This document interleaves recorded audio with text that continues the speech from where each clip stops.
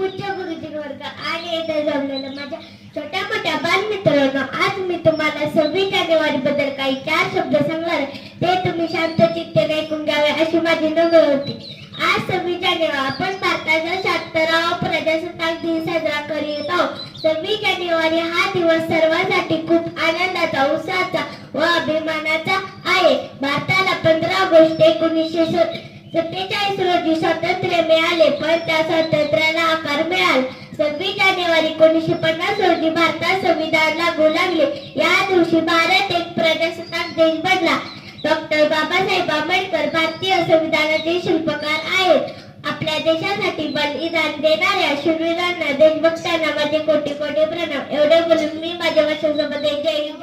आज मी तुम्हाला राजाजी शाहू महाराज 4 शब्द सांगणार आहे. ते तुम्ही शांतचित्तेने ऐकून घ्यावे अशी माझी नम्र. राजाजी शाहू महाराज हे महाराष्ट्रातील गोरगरीब जनतेचे राजे होते. त्यांनी आपल्या काळात कोल्हापूर संस्थानात अनेक सामाजिक सुधारणा केल्या. त्यांच्या कार्याबद्दल अनेक आठवणी सांगितल्या. त्यापैकी मला बोललेली एक आठवण, ज्या काळात थोडी परंपरा जात रूपात पाहिली जात असते, त्या काळात राजाजी शाहू महाराज गंगाराम कांबळे या व्यक्तीला सत्य सुधारणा हॉटेल सुरू करून दिले. गंगाराम कांबळे या व्यक्तीने राजाजी शाहू महाराज यांचे हॉटेल चालवले, म्हणून राजाजी शाहू महाराजांनी एक शक्कल लढवली. सकाळच्या वेळी राजाजी शाहू महाराज घोडागाडीतून फेरफटका मारत असत. एवढे बोलून मी माझे 4 शब्द संपवते. माझे नाव आहे सचिन असाळ. तिरंगा आमचा मान आहे, पराक्रमाचे गान आहे, भारताची शान आहे, तिरंगा आमचा प्राण आहे.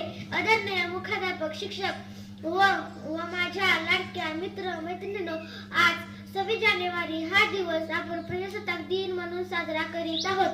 या निमित्त प्रथम तुम्हा सर्वांना प्रजासत्ताक दिनाच्या खूप खूप शुभेच्छा. हा दिवस भारतीयांच्या अभिमानाचा व उत्साहाचा दिवस आहे. प्रजासत्ताक दिन हा राष्ट्रीय सण म्हणून साजरा करतात. प्रजासत्ताक दिनालाच गणराज्य दिन असेही म्हणतात.